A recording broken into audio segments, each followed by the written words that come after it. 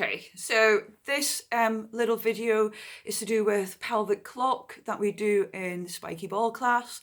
We're going to do the half pelvic clock. So this is concentrating on your belly button and your right and your left hip bone and your knee on spiky ball. So find yourself on your mat.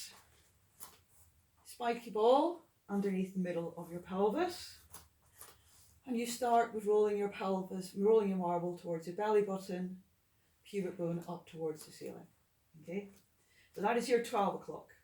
Then you roll your marble towards your right hip bone, then you roll it straight across towards your left hip bone, and then back to 12 o'clock and pubic bone up towards the ceiling. Then you're going to roll it over towards your right hip bone, straight across towards your left hip bone.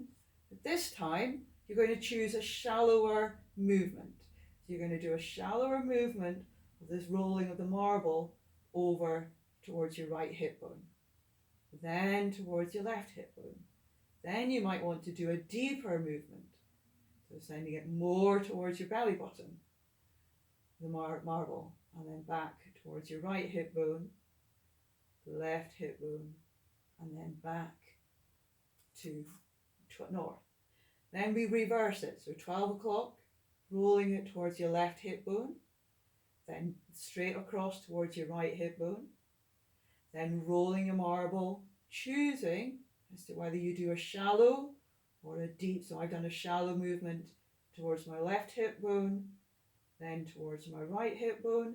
Now I'm going to do a deep arc as I go round towards my left hip bone, back towards the right, and then a shallow arc. Choosing a colour of the rainbow if that image works for you as I go towards my left, then towards my right, and then back to 12 o'clock. Spine curl yourself up and roll yourself down onto the mat. And hopefully you then feel a little bit of a lumbar curve in your back. Those of you that come to spiky ball class will be familiar with that exercise, and it is very good for releasing any lower back tension that you may have.